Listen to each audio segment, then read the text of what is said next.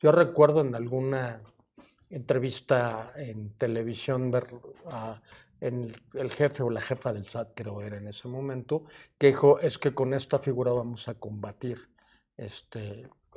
las operaciones simuladas, ¿no? Ujú. O los comprobantes simulados. Y entonces a mí me llamó mucho la atención la expresión, porque yo preguntaba, a ver, ¿qué tipo de simulación vas a combatir? O sea, hay dos tipos de simulación, la simulación absoluta y la simulación relativa.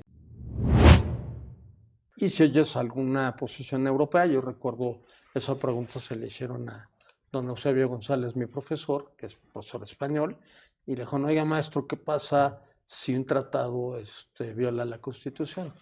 Entonces la respuesta de don Eusebio fue muy simple, cambiamos la Constitución.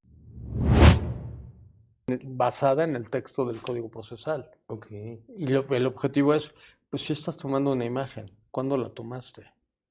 ¿En qué momento la tomaste? ¿Qué es lo que está reflejando? Eso es lo que quiere que se certifique. Bueno, pues, el punto es que aquí los visitadores también tienen un tema de fe pública en lo que están haciendo. Ujú. Y además, independientemente de eso, bueno, la fotografía es un indicio. Y ese indicio se va a corroborar con las actas que se levanten.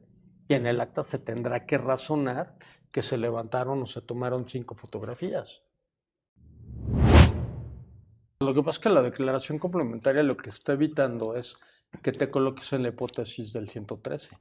porque te dice cualquier actividad relacionada con comprobantes falsos, y no es solamente la posición del emisor, sino también la del receptor, que le Ujú. está dando efectos fiscales al deducir o al tomar una deducción con base en él, pues está colocando en el 113. Claro. Entonces, lo que está haciendo con la declaración complementaria es una corrección, entre comillas, de espontaneidad que te liberaría del tema penal.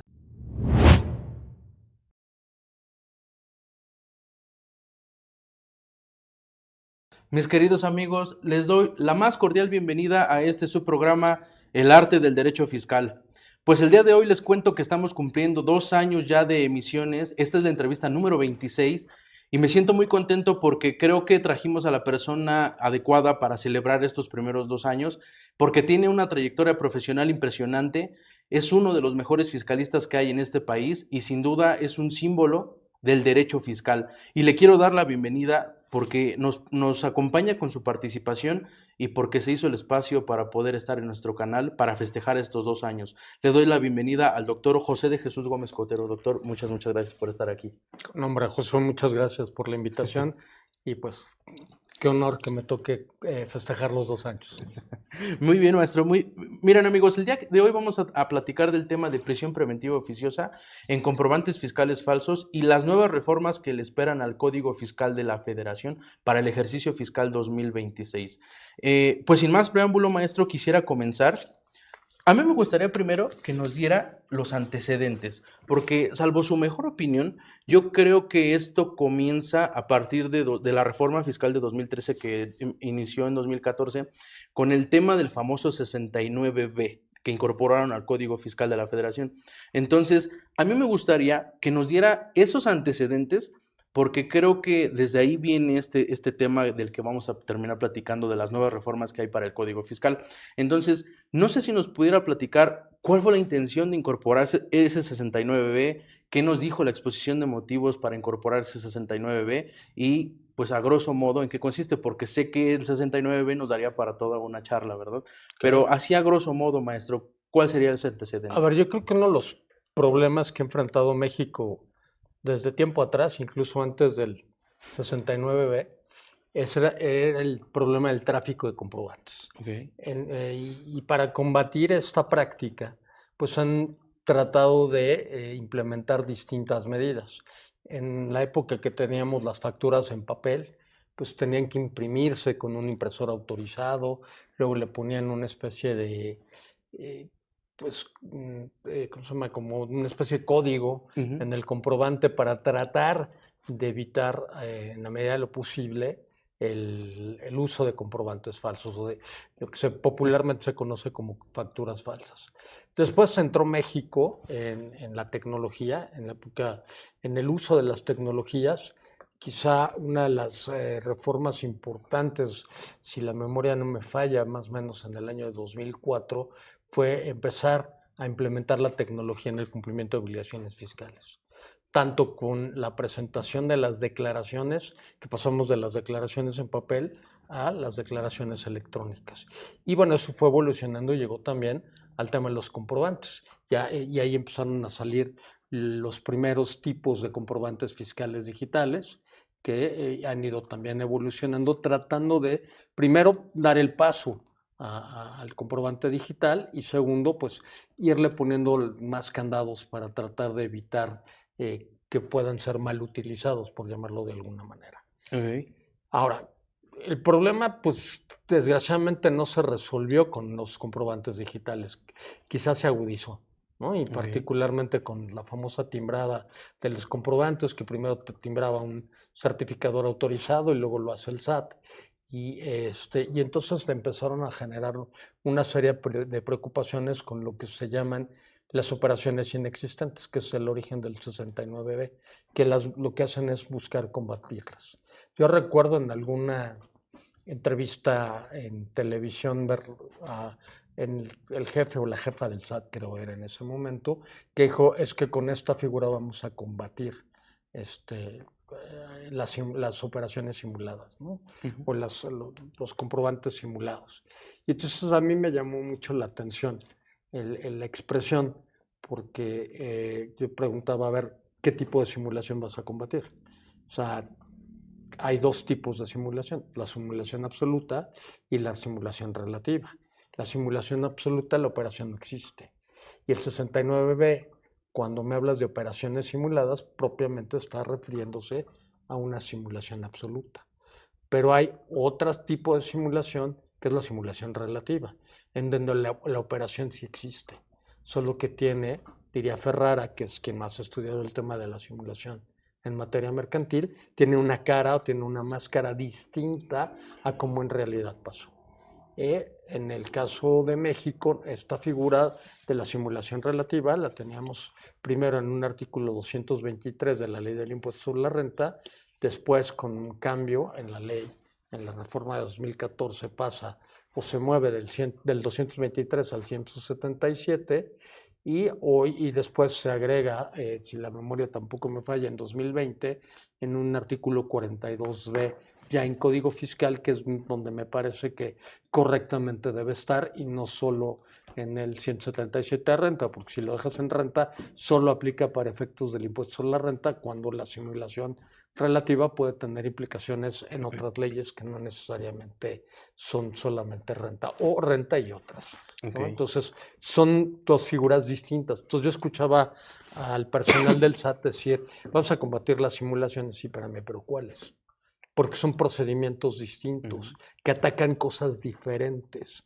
Si lo que quieres combatir es el tráfico de comprobantes que amparan operaciones simuladas, bueno, está bien, ese es el 69B. Si quieres combatir simulaciones relativas, en donde la operación existe, pero tiene una cara distinta, pues entonces aplicas el 177 o el 42B de código. Perdón, maestro, la razón de negocios en el 5A no está destinado también a combatir esta simulación relativa. No, Ok. sí y no. A ver, es que es una cosa distinta. Ok. La razón de negocios de entrada hay que entender que es una figura que se propone en BEPS, es una recomendación de BEPS y si tú lees la recomendación es muy clara. Vas a tomar como modelo el sistema anglosajón, o sea, la figura del Business Purpose Test que siguen en Estados Unidos. ¿A qué se refiere, para no entrar mucho al detalle con el concepto? Es básicamente cuál es la lógica, cuál es la racionalidad de tu operación. En una operación, cuando se cuestiona por ausencia de razón de negocios, significa que es una operación real y verdadera. Ejemplo, haces una fusión de sociedades. Sí, eso es totalmente real y verdadero. Pero ¿cuál es el propósito? ¿Cuál es la lógica desde el punto de vista empresarial de tu operación? O sea, bajo el sistema anglosajón, lo que los jueces han determinado es cualquier empresario cuando hace una operación lo que busca es obtener un resultado, obtener una utilidad, que en Claro. el camino puede ser que no la obtenga porque vinieron en circunstancias que llevaron a que el negocio no saliera. Eso no significa que el empresario, cuando se metió al negocio, no esté pensando en obtener un resultado, en obtener un beneficio económico. Cuando la operación no tiene o no busca ese beneficio económico y lo único que busca es obtener un beneficio fiscal, son las famosas planeaciones fiscales. Y entonces te dice, lo que estás haciendo es una operación que puede ser real y verdadera, pero que carece de razón de negocios. Ok. Se mezcla de repente con temas de simulación en algunas cosas, pero ojo, son con simulaciones relativas, Sí, claro. no con simulaciones absolutas. Ok. Incluso si tú ves la codificación en Estados Unidos, la mezclan con una figura que se llama el sham, que es eso, la simulación, pero es la simulación relativa, que es muy distinta a la simulación absoluta. Yo lo que observo es que la autoridad de repente mezclan las cosas. Yo creo que si usara las herramientas como son correctamente, o sea, tanto en simulación como en razón de negocios, en simulación relativa, tiene una herramienta, un instrumento que es muy potente y para pegarle a muchas cosas. Claro. Y si a alguien lo agarran con un tema de ausencia de razón de negocios, me parece que la defensa es muy difícil. Ok. Aunque alguien me decía, no, pues te vas a los acuerdos conclusivos, a la PRODECOM. Decía, a ver, si ya el comité técnico determinó que tu operación solo tiene un propósito meramente fiscal, es decir, tener ahorros fiscales y no tiene un sentido económico lógico, o sea, que vas al acuerdo conclusivo a discutir qué. Ujú. Oye, es que sí tengo motivo económico válido. Si lo tienes, lo debiste haber planteado desde el principio, ¿no? Entonces ya una vez que se ha llegado a la conclusión de que no lo tiene, salvo alguna situación particular, creo que es compleja la defensa, ¿no? Claro. Ahora, habrá casos en los que sí, el contribuyente lo pueda defender. Digo, los precedentes norteamericanos sobre el tema, y me refiero a ellos porque esa es la base, o el antecedente, pues hay a favor y hay en contra, pero son situaciones particulares, que hay que ver cada operación en concreto. Claro. No lo puedes ver de manera global. Claro. Entonces, a ver, maestro, usted ahorita nos decía que el 69B, pues, fue incorporado para acabar con esta simulación absoluta, ¿no? Sí, Pero entonces no ha sido suficiente. Y supongo no ha sido suficiente por las reformas que vienen para este año, salvo lo que usted correcto. lo que usted nos diga, ¿no?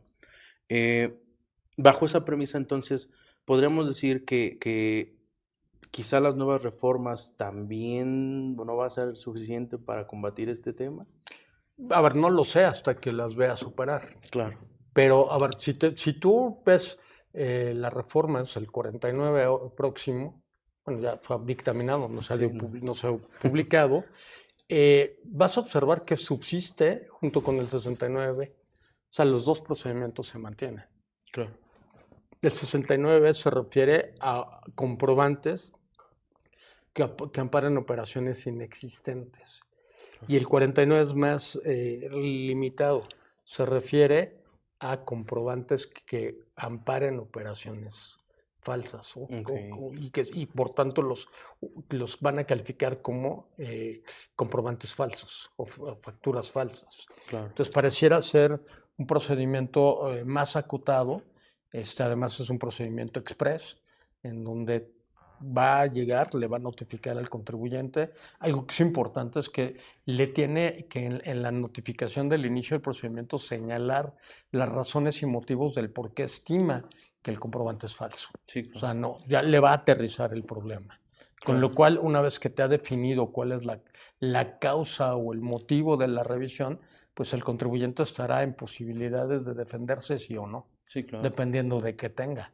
Si la operación es real y verdadera, no debería tener un problema. Sí, claro. Si la operación pues no lo es, pues yo creo que va a empezar a sufrir, ¿no? Sí, totalmente. A ver, maestro, muy bien. Me gusta este preámbulo que nos da de 69B, porque le digo, nos daría para toda la sesión, ¿no?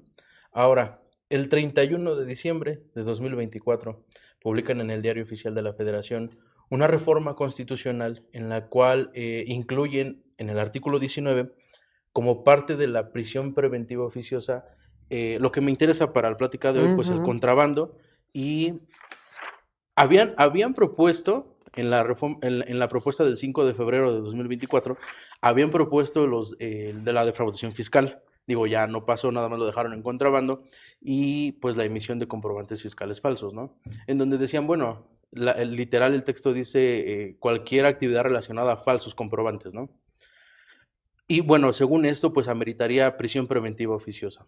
A mí primero me gustaría que nos pudiera platicar, pues, cómo podemos distinguir prisión preventiva oficiosa respecto de prisión preventiva justificada. Ok, Primero hacer esa distinción y ya vamos analizando poco a poco lo que fue como tal la reforma constitucional. correcto. Bueno, a ver, yo nada más hago mi comentario en el sentido de que yo no soy penalista. Ok, Entonces, quizá quien te pueda abundar más es un especialista en el tema, pero hasta donde yo entiendo, la prisión preventiva oficiosa obedece a un catálogo de delitos que están precisamente en el artículo 19 constitucional y que por la alta peligrosidad del delito, lo que hacen es detener a la persona sin que tenga la posibilidad de litigar, digamos, fuera de la cárcel. Tiene que estar detenido y por eso se califica como prisión preventiva oficiosa. O sea, ok. si la conducta se ubica en este catálogo de delitos que está en el 19, particularmente en la materia fiscal, pues es el contrabando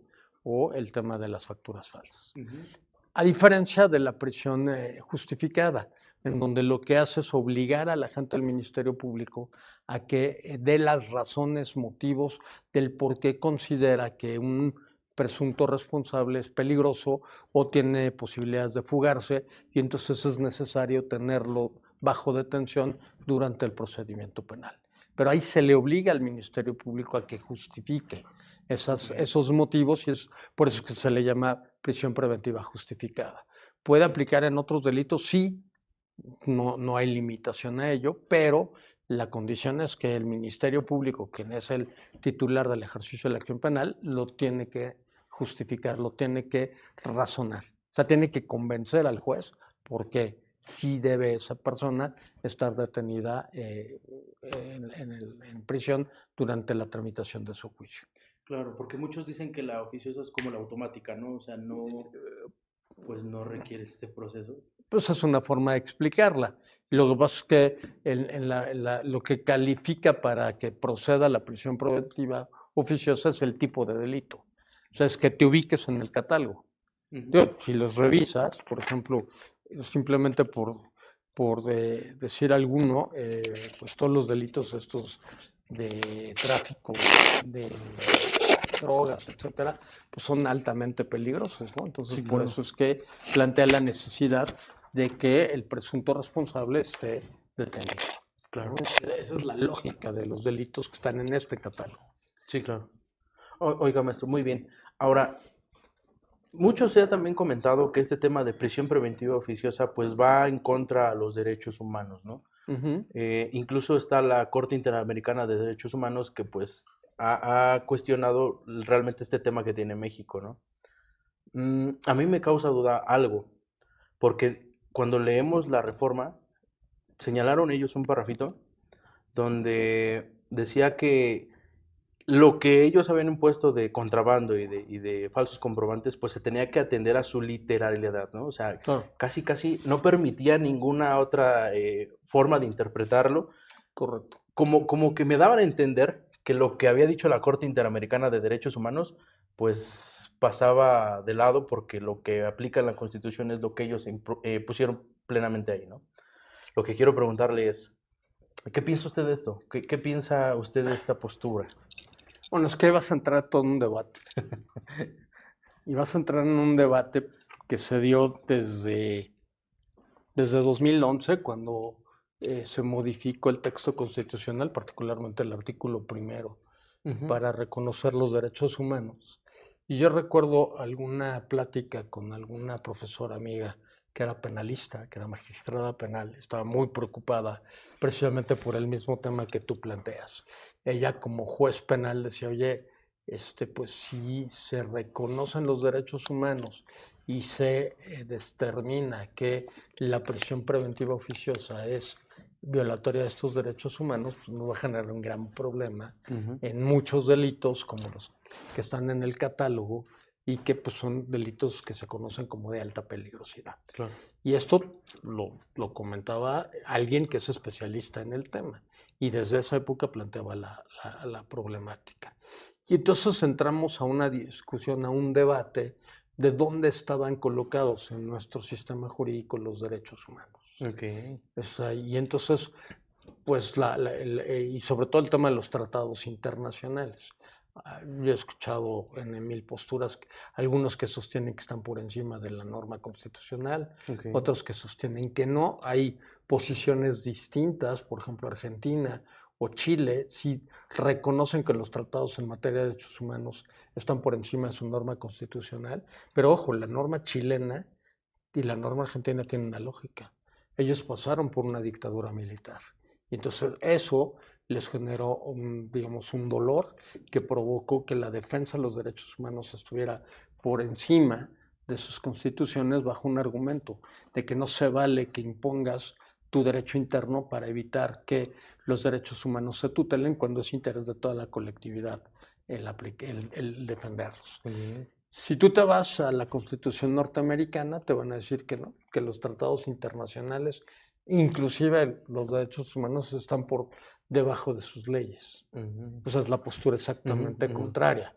Dirías, ¿y cuál es la lógica?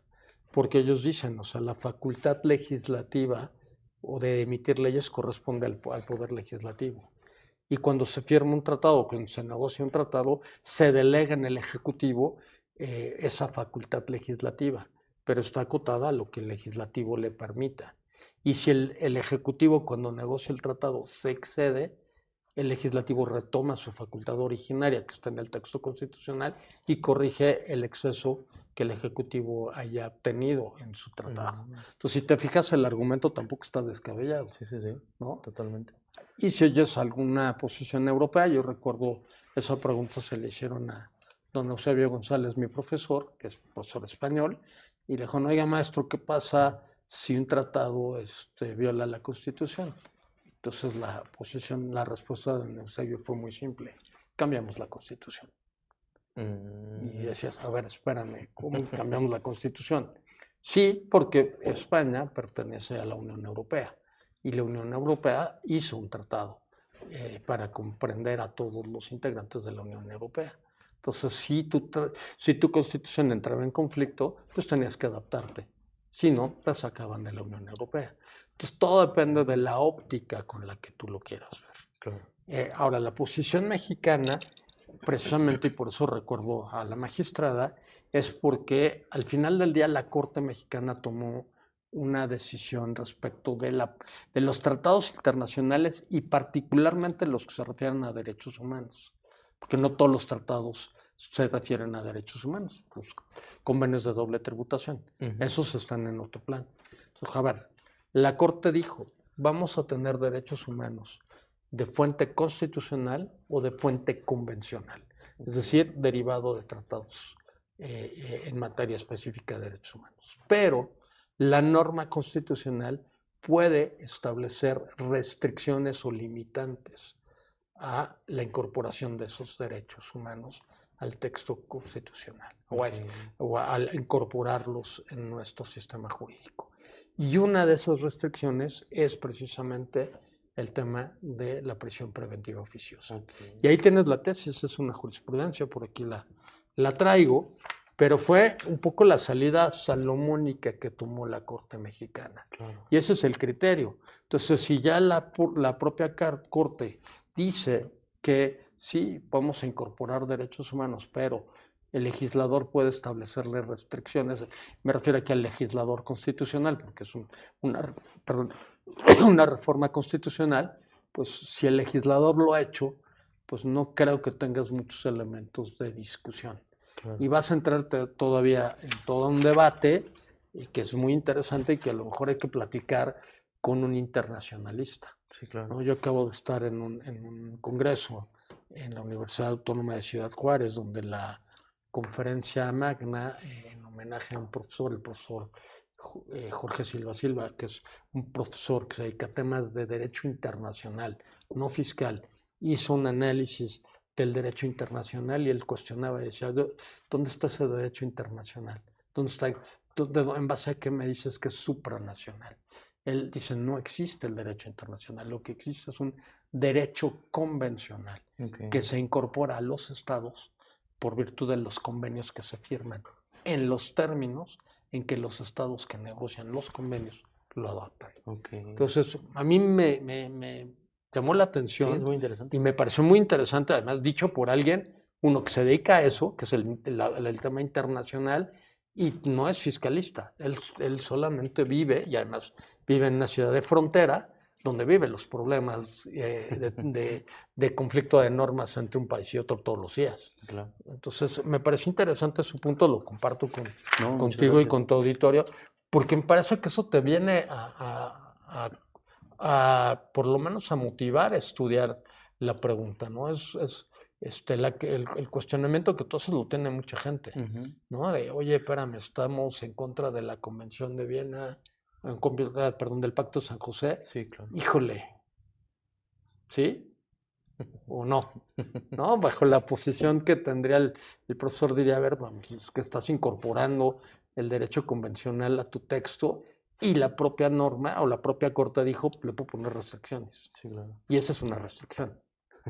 Claro, más allá del tema político, sí, ¿no? sí. Que trae atrás. Sí, y fíjese que, como usted dice, creo que este es un tema muy debatible, porque pues muchos dicen, ¿no? O sea, está la Convención Americana de Derechos Humanos y tú dices, bueno, ¿qué pasa en México?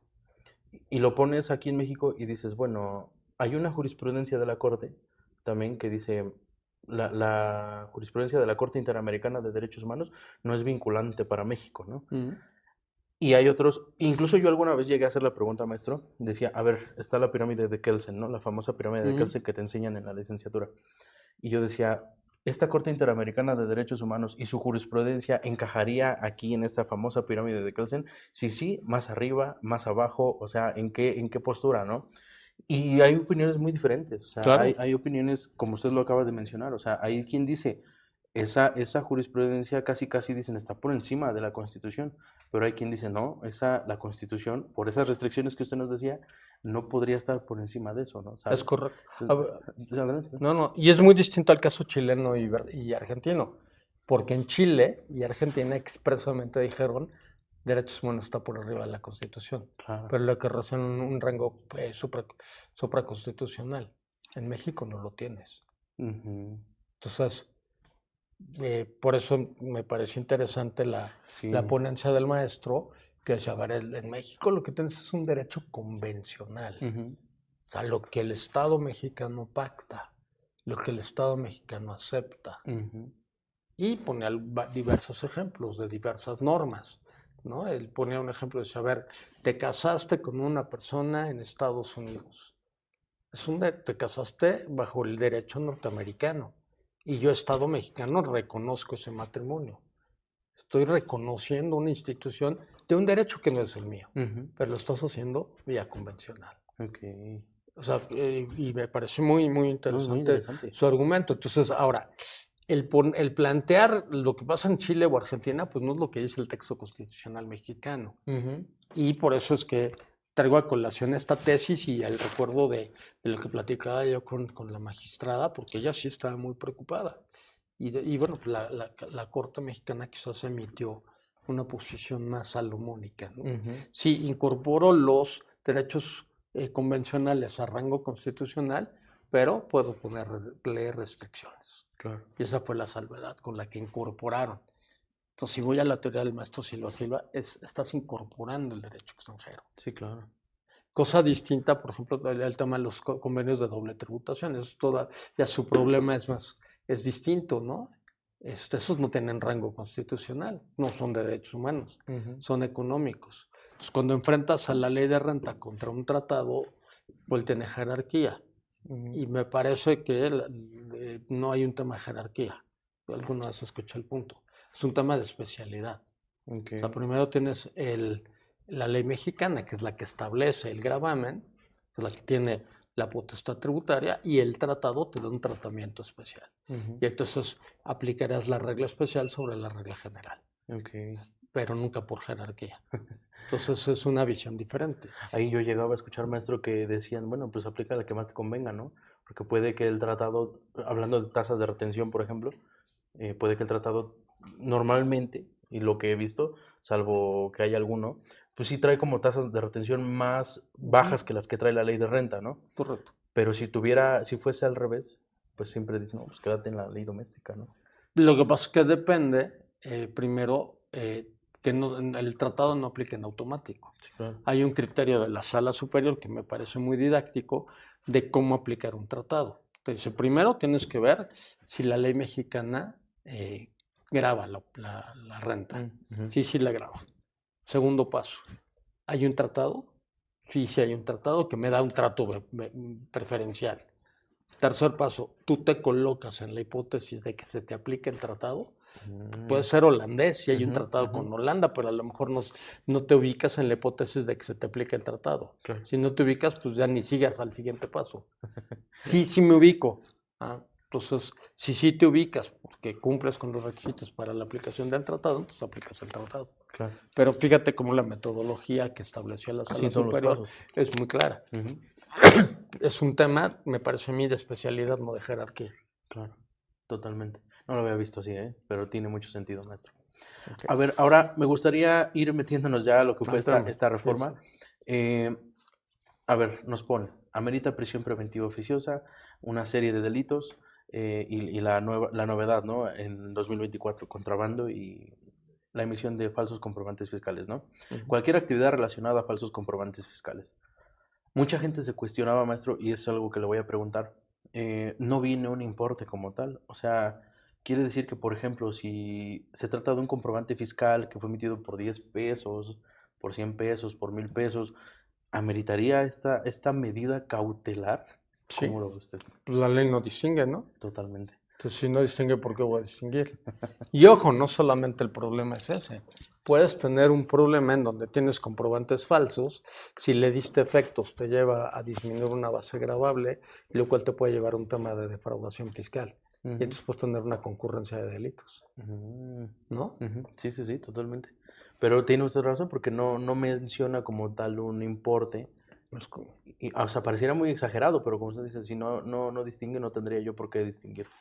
Ahora, maestro, también mucha gente, cuando salió esta reforma, digo, creo que ahora ya para 2026, creo que ya trataron de arreglarlo, por lo siguiente que le voy a preguntar. Nos decían, falsos comprobantes fiscales. Mucha gente, yo llegué a escuchar muchos foros, muchas posturas que decían, pues es que no existen los falsos comprobantes fiscales. ¿Y por qué no? Pues porque la propia autoridad hacendaria, pues lo valida. Tú expides el comprobante fiscal y la propia autoridad hacendaria lo valida, ¿no? Muchos decían, eso de falsos comprobantes quizá quedó superado en 2013 cuando pues todavía eran en papel y todavía se emitían de esta manera, ¿no? O con el código de barras bidimensional, por ejemplo, ¿no? Yo llegaba a escuchar esas posturas, ¿no? Y muchos decían, ni te preocupes porque la defensa va a ir sobre esa palabrita que no existe ningún comprobante fiscal falso.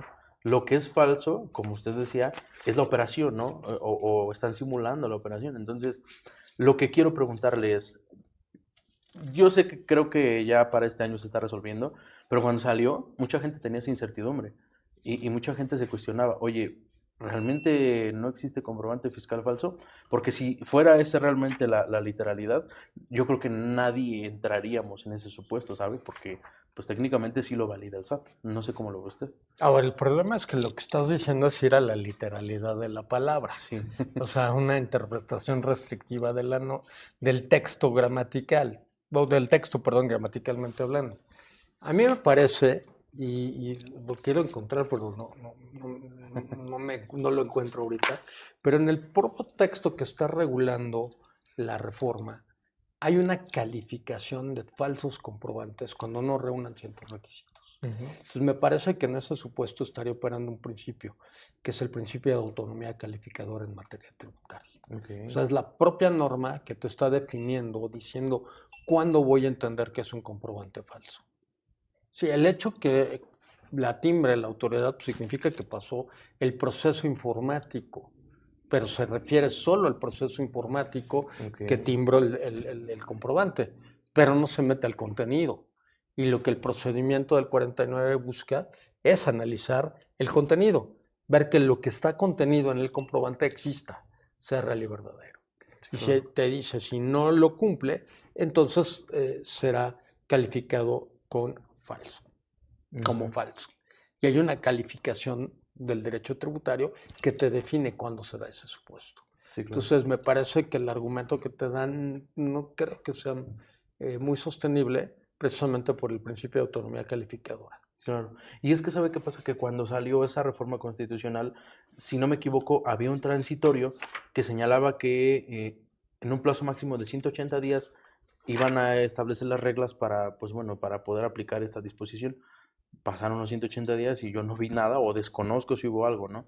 Hasta esta reforma, que si vemos en la exposición de motivos, pues creo que te da claridad de lo que quisieron decir, Ujú, ¿sabe? Pero en ese entonces creo que existía la incertidumbre de muchos, por ejemplo, que no lo vemos como de derecho penal, ¿no? O sea, ujú, muchos que no somos penalistas, por ejemplo, muchos que no somos abogados, que nos apegamos a la literalidad de lo ujú, que dice la ujú, disposición, ujú. no lo veíamos de esa forma, ¿sabe? Claro. O sea, no creo que esa haya sido su intención cuando lo reformaron en ¿No? la Constitución, ¿no? Acuérdate que hay un tema. Bueno, o sea, todas las normas son interpretables, Claro. inclusive las penales. Ok. Claro, y con ciertas reglas, ¿no? Tendrías que ir a los conceptos de interpretación normativa. Que en materia fiscal te dice son de aplicación estricta las normas relativas a los elementos de la contribución, a las infracciones y a las sanciones. Pero ojo, es la aplicación de la norma. Y la Mm, interpretación tiene dos fases, la interpretación y su aplicación. La interpretación implica desentrañar la regla de conducta que está contenida ok. en la norma y puede ser muy simple. Se habla de padres e hijos cuya donación está exenta. Bueno, de todos modos interpretas la norma, Claro. ¿no? Está referida a padres e hijos. Ujú. Y una vez que desentrañas la regla de conducta, lo aplicas al caso concreto. Y lo que es estricto es la aplicación de la norma, no la interpretación. Nunca había escuchado esto, maestro. ¿Sabe por qué se lo digo? Porque en otros, siempre todos nos vamos por eso, ¿eh? ¿No? El 5 del código dice que cuando se trata de sujeto, objeto, base, tasa o tarifa, pues la aplicación es estricta, ¿no? Pero con esto que usted nos dice, resuelve eso, porque yo había escuchado a otros compañeros, incluso puedo decirle que también era mi postura, pues es que dice que no, es que si no me equivoco, sí dice como que no admite otro método de interpretación, se debe apegar como a la literalidad de la norma, ¿no? Pero con esto creo que se resuelve eso. Pero eso está resuelto desde el año 97, fue un Claro, criterio de la Corte. claro. Si no me equivoco, era del ministro Ortiz Mayagoitia, Ok. cuando dijeron, a ver, todas las normas se interpretan, inclusive las fiscales. Es un debate Ujú. que tenemos con Don Eusebio. Mis compañeros se desgarraban las vestiduras y decían, ¿cómo cree? No, pues ¿cómo que no? Pues si tu interpretación es sólida, la defiendes. Incluso hay por ahí algún libro en Porrúa que puedes ver sobre la interpretación normativa que te distingue estas dos fases de la interpretación. Ok, Una cosa es la interpretación, otra es la aplicación. ok, Y bueno, también se reconoce en jurisprudencia de la Corte, si no me fallas, del 97 la memoria. ok. El ministro es Ortiz Mayagoitia, y bueno, evolucionó el tiempo, ¿no? Claro, tenemos un error de formación porque a todos nos formaron diciendo, no, pues que las normas fiscales Ujú. se Así que aplican lo enseñan, maestro, o así se que lo enseñan. interpretan más bien restrictivamente, eso no es cierto. Sino, ¿cómo resuelves el tema de lo estrictamente indispensable? Ujú. Es un concepto jurídico indeterminado. Claro. Conozco algunos colegas o amigos contadores que les cuesta mucho trabajo. Espérame, pues es que la figura de los conceptos jurídicos indeterminados existe porque el legislador no puede preverlo todo. Entonces, pues, ¿cómo resuelves el concepto? A través de la interpretación. Claro, tampoco es una interpretación caprichosa. Tienes que interpretar ese concepto dentro del contexto de la norma en el que está colocado. Hay por ahí alguna tesis de un colegiado, por ejemplo, en materia de competencia económica, que habla de mercados relevantes para efectos de competencia económica. Ok. También es un concepto jurídico indeterminado. Ujú, ujú. Claro, lo tendrás que aplicar en el contexto de la norma en que está inserto. Y en materia penal, por supuesto que también. Tocó participar en un curso de penalistas con algún buen amigo penalista y también sacó algún concepto jurídico indeterminado para dentro de un cuerpo normativo penal y dice, pues es que no hay de otra. O sea, el legislador no puede prever todas las hipótesis. Por ahí hay una tesis de la Corte que dice, oye, las leyes no son diccionarios. Sí lo he visto. Tendría que prever en 1000 hipótesis. Sí. No se puede. Por eso usas conceptos jurídicos indeterminados. No, te choca, sí, es una figura del derecho administrativo que es prima hermana del fiscal, pues sí, pero ese es el sentido de las cosas. Las normas sí se tienen o se pueden interpretar, claro, la interpretación no es caprichosa, no es lo que a mí se me pegue la gana, yo tengo que seguir una metodología y a lo que la metodología me lleve. Y si aplicando 2 métodos llego al mismo resultado, pues mi interpretación está más sólida. Pero ese es el sentido de las normas, de la interpretación normativa. Y hay este libro de Porrúa y hay en 1000 libros de literatura española sobre la interpretación. O sea, tampoco estamos descubriendo el hilo negro, ¿no? Sí, claro, porque creo que muchos también se inclinan por eso que usted nos decía, pero yo en mi desconocimiento sí siempre había escuchado como que este debate. Pero voy a buscar esa tesis, a ver, Sí, del pues, 97, a ver, es, ¿no? Dice es más o muy menos. besta. El secretario que la resolvió, y la conocí bien porque nos acompañó a un seminario que organizamos en esa época en la Academia Mexicana de Derecho Fiscal, en la que yo participaba, y a mí me tocó organizar e invitarlo, fue Rafael Cuello Cetina, actual secretario general de la Corte. Y Rafael Cuello Cetina fue digamos, el secretario que estudió el tema para el ministro Ortiz Vallaguti. Claro. Entonces ahí está todo el análisis que hicieron. Sí, claro. O sea, no es tema nuevo, pues es un tema viejo. Sí. Muy bien, maestro. A ver, ahora me gustaría irnos metiendo a lo que son las nuevas reformas, las nuevas reformas que se propusieron para 2026. Pero primero, nada más para dejarlo claro, el alcance entonces de comprobantes fiscales falsos, pues ya está superado, que no refiere como tal a algún comprobante falso que realmente pues no porque el SAT lo haya emitido no significa que sea verdadero. exacto. Entonces, ¿cuál sería el alcance de comprobantes fiscales falsos entonces? Es que es el que te está diciendo, si no me acuerdo, quiero encontrar el texto, se me pierde, pero lo está checando porque precisamente lo que está usando es esa autonomía calificadora, ¿no? En el sentido de decir, a ver, son comprobantes falsos los que no reúnan o los que no cumplen estos requisitos. Claro. Entonces ahí te cierra la puerta. Sí, y creo que dejó claro que no era su intención lo que muchos interpretamos. No, sino aquí en el dictamen, bueno, ahorita lo encontramos, Sí, no. pero sí es expresa. Okay. Entonces me parece que... mira, aquí está. Perfecto. Se espantó Sí. Ya. y expresamente lo dijo. Mira, es el artículo 29, fracción novena, dentro de los requisitos de los comprobantes. El cambio dice amparar operaciones existentes verdaderas o actos jurídicos reales. Dice, los comprobantes fiscales que no cumplan con el requisito establecido en esta fracción se consideran falsos para efectos de este código. Claro. Ahí tienes la autonomía calificadora. Claro. O sea, ya te definió, ya te dijo, para efectos del código, qué es lo que entiende por comprobantes falsos. Entonces, el que me digan, oye, es que pasó por el proceso informático y timbró y ya con eso validó el proceso informático. Claro. Pero no validó el contenido. Ni lo puede validar, pues no lo ve. Sí, totalmente. Sí, entonces sí, queda superado con esto. Me parece que sí. Sí. O sea, me parece que quien pretenda decir que con base en un tema meramente de redacción va a poder tirar un asunto, lo veo complicado, ¿no? Sí, no aplica. Tendrías que sorprender a alguien, al juzgador. Sí, claro. Si el juzgador pues, no entiende el principio de autonomía calificadora, es otra historia, ¿no? Sí, claro.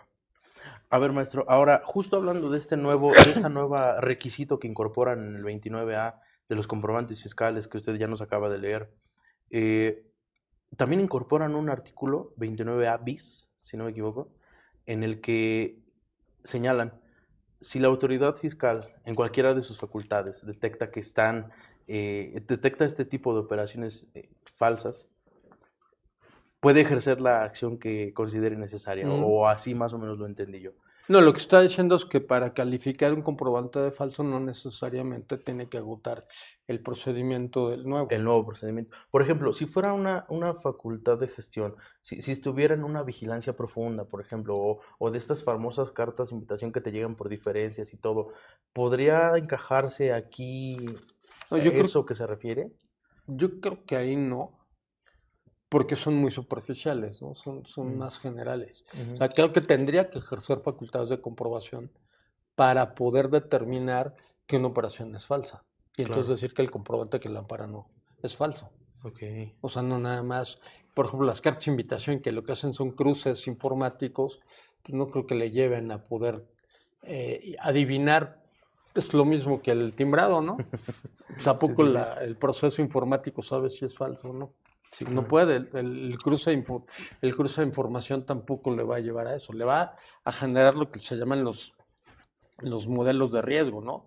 Ahí hay un riesgo, entonces bueno, ya lo irá a comprobar y si en la comprobación detecta que se trata de una operación falsa, bueno, pues podrá calificarla como tal, claro, pero no, me parece que tiene que ejercer facultades de comprobación ok. directas, ¿no? Que sería entonces la nueva fracción que le agregan el nuevo inciso que le agregan a la fracción quinta del 42 del código, si no me equivoco es el inciso G, donde le dan esta facultad a la autoridad para poder revisar estos comprobantes fiscales falsos.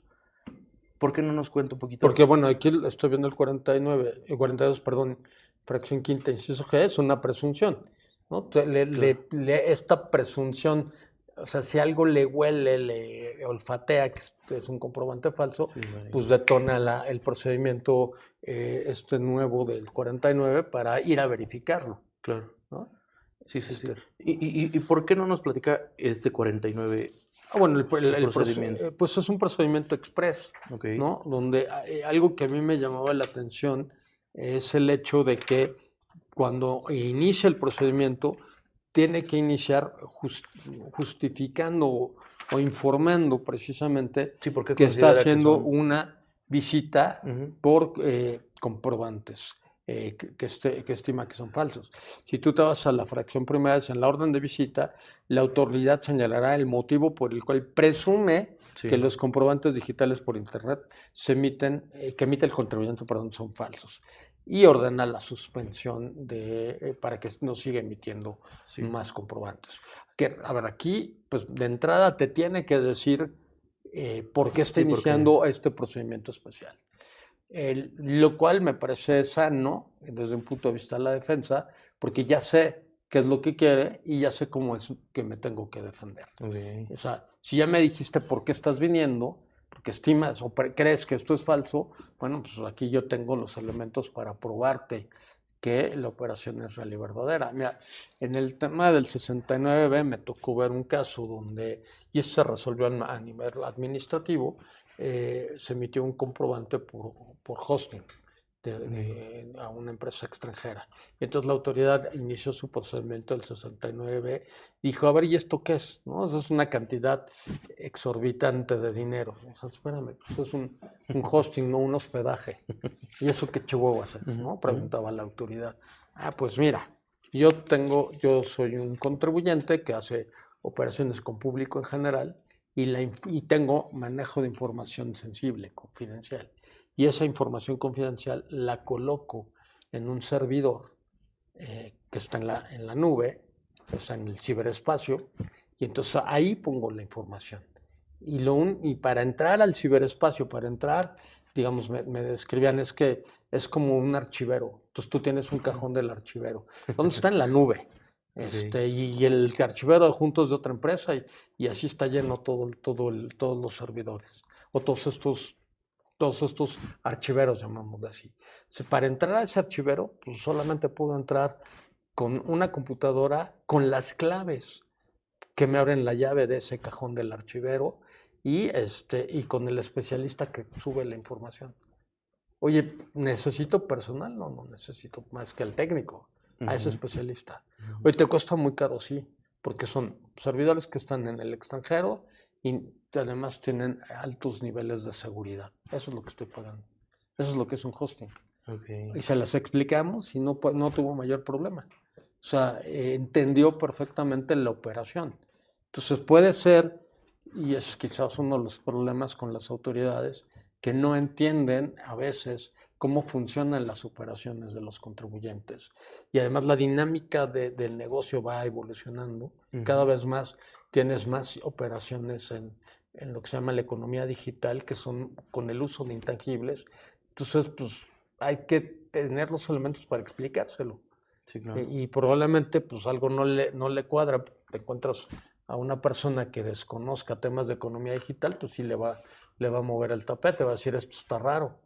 Ah, pues, vas y se lo explicas. Pero si es una operación real y verdadera, no tienes problema. Si no es una operación real y Sí, pues sí verdadera, lo lograrías. pues evidentemente de ahí no vas a pasar. Sí, claro. Y el procedimiento express, pues no lo vas a poder sacar, Ujú. ¿no? Y fíjese que a mí algo que me llama la atención de este procedimiento express es que indica que una vez que venga y te detecte y te argumente por qué considera que tus comprobantes fiscales amparan operaciones inexistentes, señala que tus certificados van a quedar pues, casi casi inhabilitados y Sí. que no puedes aplicar el procedimiento del 17H bis para por un procedimiento pues, de desvirtuar, ¿no? De que no te los cancelen como tal. No sé usted cómo ve, cómo va a afectar esto a las empresas, ¿no? En lo que, porque la misma reforma señala que hasta que no resuelva la autoridad es cuando te van a reactivar, por así decirlo, los sellos, ¿no? No sé qué tan grave usted lo vea en el sentido de lo económico, de la operación. A ver, es que si estás pensando en un contribuyente normal que tiene operaciones reales y verdaderas, sí le puedes pegar. Si estás pensando en un facturero, que es el destinatario de la norma, pues lo que quieres evitar es que continúe, que ya no siga facturando. Claro. Ahora, pues que en el camino te puedes llevar a alguien, pues sí, desgraciadamente sí. El punto es que precisamente por eso te da un procedimiento express para resolver. Si en ese procedimiento express demuestras que no eres facturero, que es una operación real y verdadera, pues te puede ocasionar un daño económico, sí, pero pues es relativamente menos grave que el permitir que se sigan emitiendo facturas que solamente se están utilizando para tráfico de facturas, ¿no? Que es creo que el objetivo de combate a través de este procedimiento express. Sí, claro. Por ejemplo, también otra cosa que veo en este procedimiento express es que le da la facultad a la autoridad para que pueda tomar fotografías, Ujú, para que pueda tomar videos, claro. audios, ¿no? A lo mejor no es muy correcto lo que le voy a preguntar, pero prefiero preguntárselo a quedarme con la duda. Apenas en octubre, si no me equivoco, salió una tesis donde señalaba que el valor probatorio de las fotografías, de estos videos, estos audios, necesitaban estar certificados. No sé si ellos también necesitan certificar sus fotografías, sus videos, sus audios. No sé cómo lo A ve. ver, pero esa tesis se basa en lo que dice el Código de Procedimientos Civiles. Ok. O sea, tampoco se la inventaron. Simplemente está reproduciendo lo que dice el Código de Procedimientos O sea, podemos Civiles. decir que no es nueva tampoco, o sea, porque No, no, viene en el no. código. O sea, está basada en el texto del Código Procesal. Ok. Y el objetivo es, pues si estás tomando una imagen, ¿cuándo la tomaste? ¿En qué momento la tomaste? ¿Qué es lo que está reflejando? Eso es lo que quiere que se certifique. Bueno, pues, el punto es que aquí los visitadores también tienen un tema de fe, de fe pública en lo que están haciendo. Ujú. Y además, independientemente de eso, bueno, la fotografía es un indicio. Y ese indicio se va a corroborar con las actas que se levanten. Y en el Ujú. acta se tendrá que razonar que se levantaron o se tomaron 5 fotografías. Sí, claro. Y esas fotografías fueron levantadas durante el desarrollo de la visita y lo que están mostrando pues es que fue al almacén y no tenía, estaba vacío, por decir algo, Ok. o que estaba lleno, cualquiera de las dos Ujú, cosas, ¿no? ujú. Pues eso es lo que están buscando. No, a ver, tú te puedes tomar una foto con alguien, ya por eso es tu supercuate o qué. No lo sabes. No, no lo sé. Le pasa mucho a los artistas, ¿no? ¿Cuántos fans tienen? se acercan y les toman la foto y luego los andan inculpando de otras cosas, ¿no? Sí, claro. Puede ser que sean o no. Entonces, por eso la tesis, y más que la tesis, porque la tesis recoge el código, lo que dice el código procesal es, oye, tiene que certificarme el momento en que se tomó la foto y que lo que se está fotografiando corresponde a una realidad que se da en ese momento. Sí, claro. Ok. Ah, Entonces, bueno, uno que desconoce, pues pensaría que es nuevo, maestro, pero tiene toda la razón. Lo recoge de este código. pero además es el uso de la tecnología. Sí, claro. O sea, a ver, a mí me cuesta trabajo algunas cosas de tecnología, pero a tu generación no. Y si le preguntamos a los más chavos, se ríen de Sí, nosotros. se ríen de nosotros. Pues la tecnología es su parte cotidiana, que quizá les ha generado otro tipo de problemas, ¿no? Que es el aislamiento, pero eso es otra historia, Claro. ¿no? Por estar metidos en la tecnología. Sí, claro. A ver, maestro, de este procedimiento, digo, sé que vienen plazos y demás, pero a mí me gustaría concluir con algo, preguntándole a la última cuestión de este procedimiento. Eh, bueno, pues ya, ¿no? Señala lo que vienen y demás, y vamos a hacer de cuenta que sí concluyen que, pues bueno, las operaciones fueron inexistentes. Lo que quiero preguntarle ahora es para el receptor de esos comprobantes. Yo leo la reforma y solo tiene una opción, no tiene otra alternativa. Y su única opción es que se corrija a través de declaraciones complementarias para que, bueno, le pague al fisco lo que le queda de ver o ¿Mm? lo que fuera, ¿no? No, no, por ejemplo, cuando en otros procedimientos te dan la oportunidad de demostrar que sí existe la operación, ¿no? No sé, aquí usted cómo lo ve, porque si solo te dan esta oportunidad, ya la autoridad estaría concluyendo que todos los comprobantes no son considerados falsos para efectos del código, Ujú. ¿no? Entonces, no sé qué tan, pues, cierto pudiera ser esto, porque entonces yo entendería que revisó todos los comprobantes del contribuyente, o sea, sin excepción, ¿no? Como que su muestra fue el 100%, ¿sabe? Cuando no siento yo que pueda ser así, o sea, yo creo que lo hace por muestras, pero tampoco creo que le alcance para estar revisando todo, ¿no? Imaginemos que en en esos comprobantes, pues la muestra no caía yo y lo mío sí existe y lo mío sí fue real, ¿no? Y no me da oportunidad de poderle demostrar que sí fue real lo mío. No sé usted cómo ve esto, si realmente es mejor las declaraciones complementarias o A, por qué no tengo esa a ver, oportunidad. lo que pasa es que la declaración complementaria lo que está evitando es que te coloques en la hipótesis del 113, Ok.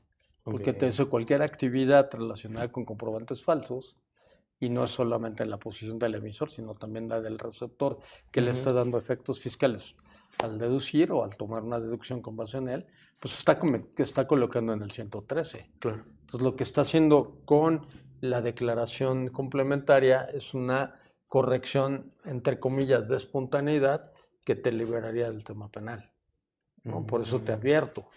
Ahora, tienes un punto, no hay un elemento de defensa para el receptor que pudiera demostrar o que pueda demostrar que efectivamente la operación es real y verdadera, ujú. ¿no? Ahora, pues, podrías discutir su constitucionalidad, habrá que ver a dónde te lleva, ¿no? Ujú. Entonces, podríamos concluir, ahorita como están las cosas, que quizá lo mejor sería sí meter esas complementarias por el tema de que caeríamos en ese Lo 113 que está bis. haciendo es liberarte del tema penal. Mm, Te ve cómo está el tema penal, cómo está el 113, ¿no? Este, habla de cualquier, dices, se impondrá sanción descrita en el párrafo anterior al que por sí o interpósita persona expida, enajene, compre, adquiera o dé efectos fiscales a cualquier comprobante fiscal falso. ujú, Entonces, si ya fue calificado de falso el comprobante o de que el emisor está emitiendo comprobantes falsos y te informa que esos comprobantes fueron falsos, pues te está diciendo, pues, corrígete, ¿no? claro, Si no, estás en la hipótesis del 113 sí, totalmente. de la Ya. reforma. Entonces, más bien es la oportunidad para, 113, sí, sí, claro, es la oportunidad para que no caigas en un tema penal. claro. Ya. Qué interesante, maestro. El tiempo siempre es el peor enemigo de este canal, maestro, y ya no nos queda mucho, pero a mí me gustaría cerrar con una última cosa, que es también una reforma que se está proponiendo a este paquete, en el que ellos consideran o detectan que para resolver este tipo de problemas de la emisión de falsos comprobantes, atacar el génesis, porque hasta incluso así dice la exposición de motivos, atacarlo desde el génesis, es decir, eh, bloqueando la inscripción de los socios accionistas que a lo mejor tuvieron un tema relacionado con 69B y que no desvirtuaron y demás. Mm. ¿Usted considera esta medida correcta para poder atacar este tema de comprobantes fiscales falsos o cómo ve usted esta reforma? Bueno, a ver, lo que creo que están buscando evitar es que un cuate que ya fue calificado de estar haciendo operaciones inexistentes y que no desvirtuó eh, esa presunción, Ujú, pues esté constituyendo muchas sociedades, ¿no? claro. Y entonces en esta ya me cerraste la puerta, pero te abro otra sociedad y entonces sigo trabajando por acá. Ujú, Creo que ese es el sentido de la norma. sí, claro. A ver, tiene una lógica que pueda ser, digamos, que no sé si la palabra correcta es exagerada, excesiva, Ok. porque puede ser que alguien no haya desvirtuado por alguna razón de torpeza y no necesariamente porque está haciendo operaciones inexistentes, le pegas. O lo va a obligar a que primero arregles el tema de la primera determinación para que puedas continuar, ¿no? El problema aquí en la primera determinación es si se te fueron o no los plazos, por ejemplo, para Mm, hacer la aclaración. ujú, ujú. Si tú, sobre todo los receptores, se tienen que estar enterando que el emisor salió publicado en el diario Sí, oficial. Si por alguna razón no estás leyendo el diario oficial, pues nunca te enteraste que el emisor él tuvo, ¿cómo se llama?, boletinado en la lista negra. El problema es que ahí no es más que por torpeza, digamos, del receptor el que no se pudo defender. Y no necesariamente porque está haciendo una operación inexistente o adquiriendo un comprobante para operaciones inexistentes. sí, claro. Entonces, quizá pueda ser un poco excesivo, pero bueno, el sentido de la reforma pues tiene una lógica de que pues, si alguien ya fue calificado en un procedimiento, pues no le busque la vuelta y constituya otra sociedad Ujú, adicional, ¿no? sí, claro. Que incluso, si no me equivoco, desde 2014 eso decían, ¿no? Que hacen las sociedades, las dejan ahí y luego crean otras. Sí, sí. Y ahora creo que, como dice, queremos atacarlo desde la raíz, ¿no? Incluso entiendo que ahora para dar de alta una sociedad está siendo un problema. Sí, O sea, no es tan fácil. sí, claro. O sea, lo cual, digo, también hay que tener cuidado porque va a entorpecer el que se creen nuevas sociedades. Sí, las que, como usted decía, las que sí son Y, verdaderas, y entonces te va a llegar a un problema real de frenar la economía, ¿no? Porque al claro. final del día, pues, el recurso se produce por las empresas que producen, ¿no? Sí, totalmente. Muy bien, maestro. Pues ya el tiempo me ganó. Ya solamente le haría la última pregunta y sería, pues, ¿cuáles serían sus recomendaciones finales? A lo mejor algo que yo no le haya preguntado y que usted considere necesario mencionar a los que nos están escuchando. ¿Qué nos podría decir, maestro? Bueno, yo creo que hay que tener mucho cuidado al tema de los comprobantes fiscales, pues ha sido un problema grave en México, pero no más en México, también en otras partes del mundo.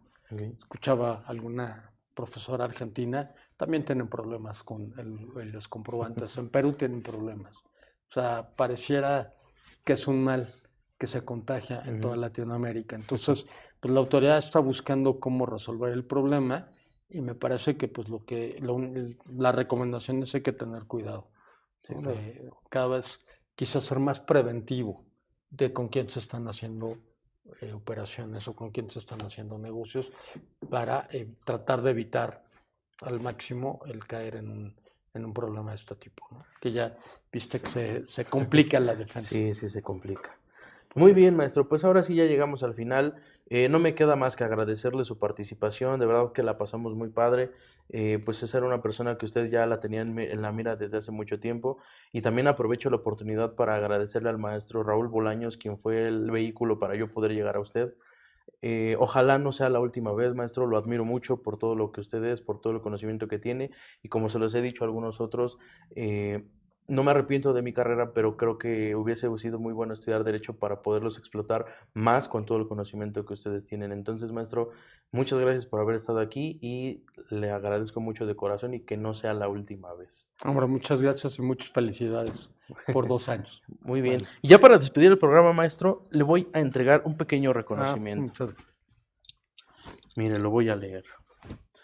Se otorga el presente reconocimiento al doctor José de Jesús Gómez Cotero por su distinguida participación en el programa El Arte del Derecho Fiscal, Ciudad de México, noviembre 2025. Perfecto. Maestro, muchas Josué, muchas gracias. muchas gracias. Hasta luego. Muchas gracias a todos los que nos están viendo. Nos vemos en una próxima emisión.